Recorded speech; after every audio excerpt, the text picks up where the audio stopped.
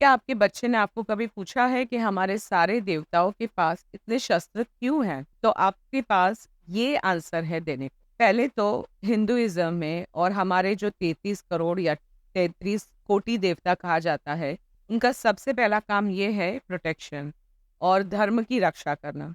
और ये कैसे हो सकता है?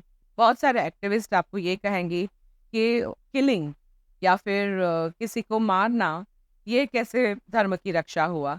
लेकिन क्या कभी आपने सोचा है जो हज़ारों लोगों को मार सकता है, तो क्या आप उसको ज़िंदा रखना चाहेंगे? ये सबसे उनका फर्स्ट प्रायोरिटी है कि वो अपने डिवोटीज़ को अच्छी तरह से प्रोटेक्ट कर सकें।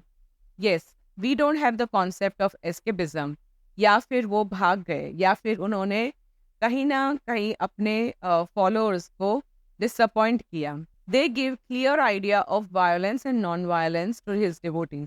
जब किसी देवता ने अपने प्रोटेक्शन के लिए, अपने डिवोटीज के प्रोटेक्शन के लिए अगर कहीं पे किसी का संहार किया है, तो वो सिर्फ और सिर्फ धर्म कहलाता है, नहीं कि अधर्म।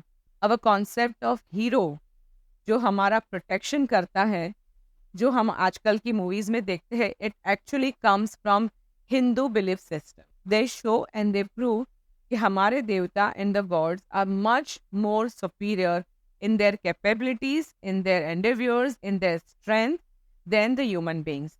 तो ये जो क्लियर डिस्टिंक्शन है बिटवीन ह्यूमंस एंड द देवताज, वो उनके पावर्स से दिखता है। और उनके पावर्स कैसे रिप्रेजेंट होते हैं? तो यस, उनके वेपन्स के द्वारा। लेट्स सी नाउ, जो भी वेपन्स है उनका मतलब जो वाइडली वेपन्स यूज होते हैं हमारे देवताओं के द्वारा, उसका यूज कैसा है? So for our philosophies and as given in our scriptures, the universe is a constant battle between dharma and adharma. The gods, the cosmic protectors, themselves have to maintain this order.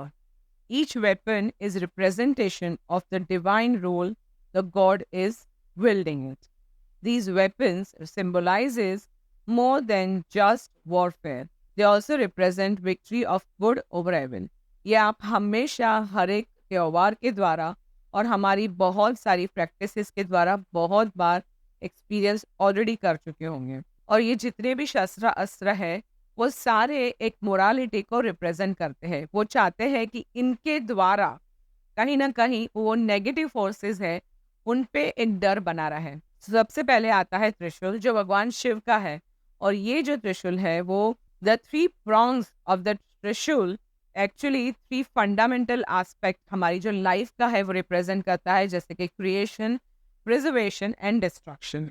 यही त्रिशूल हमारे तीन जो बहुत प्राधान्य गुण है, सत्व, रजस एंड तमस, उसको भी कॉन्कर करने के लिए बनाया गया है। Shiva is not merely a destroyer but the force that dissolves ignorance, paving the way for transformation and rebirth.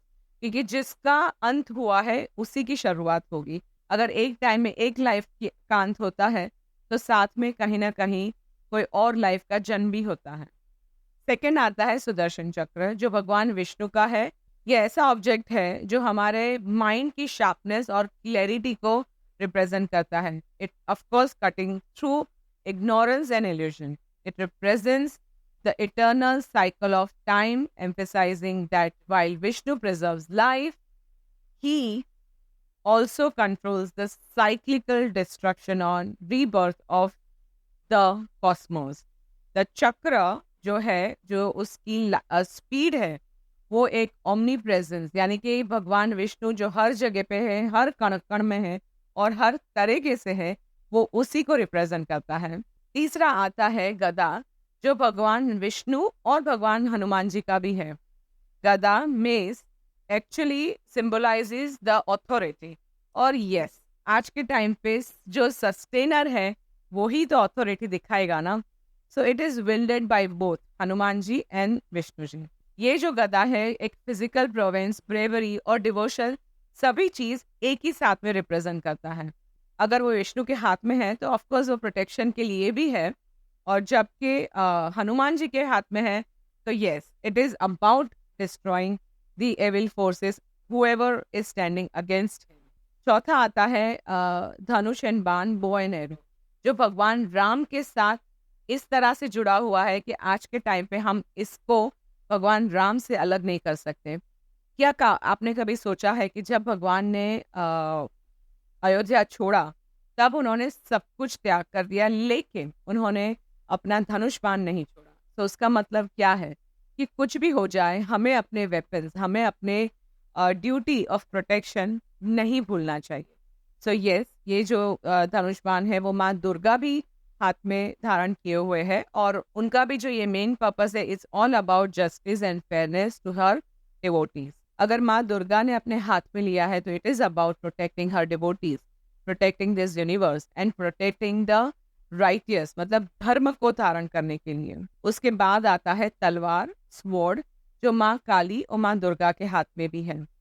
आपको क्या लगता है कि उन्होंने सिर्फ अपने फियर्स रूप दिखाने के लिए है? नहीं, उन्होंने ऐसे बहुत सारे दैत्य, जिसे हम डेविल फोर्सेस कहते हैं, उनका उसी तलवार से संहार भी किया है। और यस, उनका पर्पस भी अगेन सेम है कि अपने डिवोटीज को, लोगों को जो उनके शरण में जाए, उनको एक protection they. For Kali, the sword represents the severing of the ego and ignorance, cutting through the illusion of Maya and liberating the souls. It's a tool of transformation and liberation, symbolizing the destruction of all this is false and impure. माँ दुर्गा ने अपने हाथ में तलवार लिए महिषासुर का वध किया।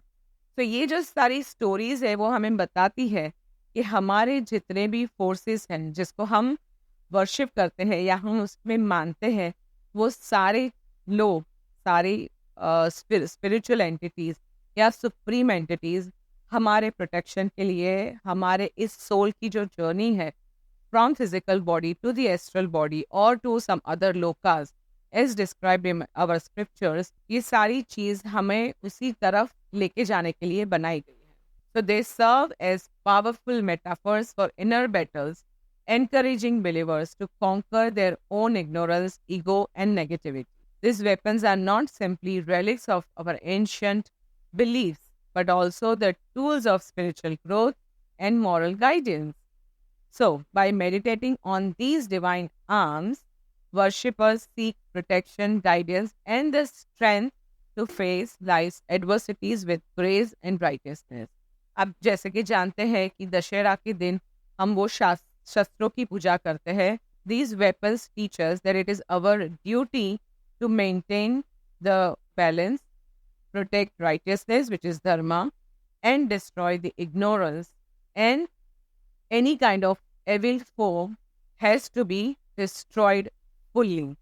So the next time when you see an idol or a painting or any Hindu deities, remember कि उनके पास वो सारे शस्त्र धारण करने के लिए हजारों मीनिंगफुल प्रैग्मेटिक रीजंस है, और इसीलिए हमारे सारे देवता उसी सारे वेपन्स के साथ आपको आज नहीं, for thousands and thousands of centuries आपको मिलेंगे।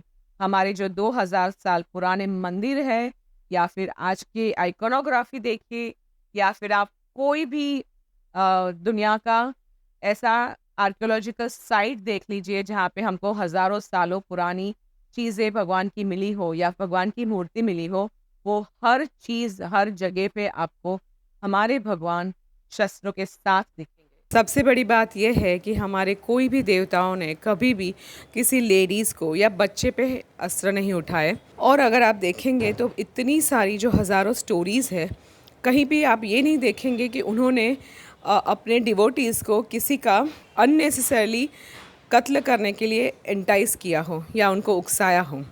क्या कभी आपने देखा है कि हमारे देवताओं ने ये कहा हो कि अगर आपने किसी को मारा तो मैं आपको हेवन में या कोई भी उनकी जो हायर प्लेस जिसे हम विजुलाइज करते हैं उसमें जगह देने की बात की हो? सो गाइस, आप मुझे कमेंट सेक्शन में लिख के बताएं, what do you think about this concept of having weapons and at the same time protecting society through that power, which are actually part of our core Hindu culture. Thank you.